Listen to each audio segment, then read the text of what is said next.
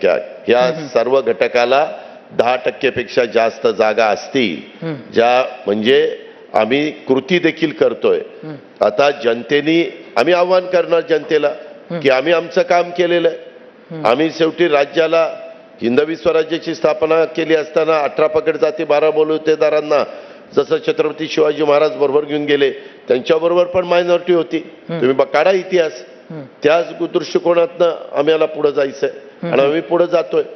जर कुणी काही वाचाळवीर वेगळं बोलले तर आम्ही बोलतो की हे नाही बोललं पाहिजे.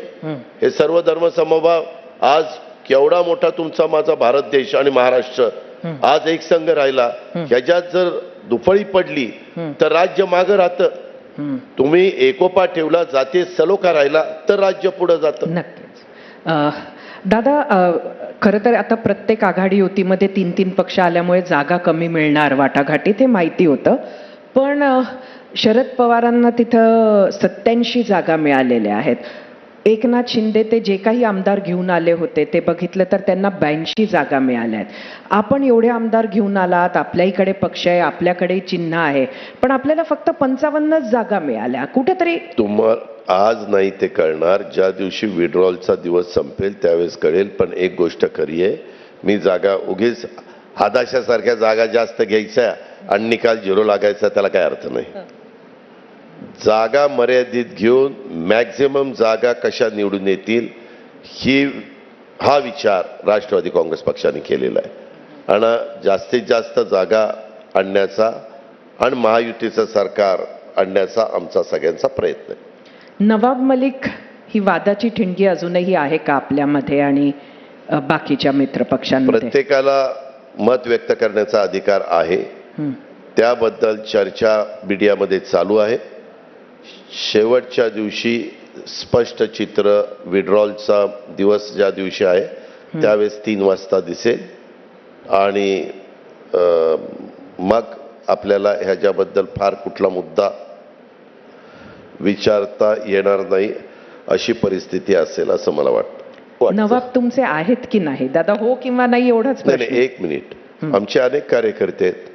शेवटी नवाब मलिकांच्यावर वेगवेगळ्या प्रकारचे आरोप झालेले आहेत. आरोप सिद्ध झाले नाहीत. सरिताताई ह्या महाराष्ट्रामध्ये अनेक लोकांच्यावर वेगवेगळ्या प्रकारचे आरोप झाले. मी पण गेले 30-35 वर्ष बघतोय. अनेकांनी आरोप केले. आज स्वर्गीय गोपीनाथ मुंडे साहेब हयात नाहीत, त्यांनी आरोप केले. खूप जणांनी, आता मी सगळ्यांची नावं घेत बसत नाही. कधी कधी एखाद्याची एक शक्तीस्थळ असेल किंवा एक कोण पुढं चाललेला असेल तर त्याला बदनाम करण्याच्या करता आरोप केले जातात. तुम्हाला आठवत आहे राजीव गांधी ज्यावेळेस 1984 साली देशाचे पंतप्रधान झाले त्यावेळेस मिस्टर क्लीन म्हणून त्यांची इमेज होती. काय ठरलं गेलं की ती इमेज डॅमेज केल्याशिवाय त्यांना बाजूला करता येणार नाही. कुणालाच वाटत नव्हतं. 1984 साली पंडित जवाहरलाल नेहरू, इंदिराजी कुणालाच नाही एवढं बहुमत राजूजींना मिळालं होतं. तेवढं बहुमत 3/4 पेक्षा जास्त. आणि तसं असताना 3/4 किंवा 2/3 माझा थोडंफार चुकेल पण तेवढं बहुमत मिळालेलं होतं. ते बहुमत मिळालेलं असताना बोफोर्सचं प्रकरण आलं. गावात पण पारावर बसले, अरे आमच्याकडे बोफोर्स झाला. कशाचा बोफोर्स झाला काही म्हणायला लागले. पण त्याची जबरदस्त किंमत काँग्रेसला त्या काळामध्ये मोजावी लागली. त्यावेळेस आम्ही काँग्रेसमध्ये होतो.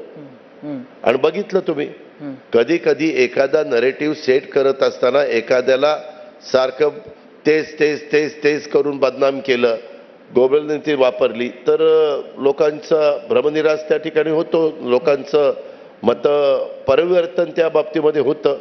त्याच्यामुळं अनेकांच्यावर अनेक प्रकारचे आरोप आहेत. ते आरोप असणं वेगळं आणि एखादा आरोप होऊन सिद्ध होणं आणि शिक्षा होणं ते वेगळं. आमचं म्हणणं आहे किंवा त्यांच्यावर तो आरोप करण्यात आलेला आहे त्या आरोपामध्ये तथ्य नाही असं आमचं म्हणणं आहे. चौकशी संपूर्ण झाल्यानंतर न्याय व्यवस्था न्याय देईल त्यावेळेस आपल्याला वस्तुस्थिती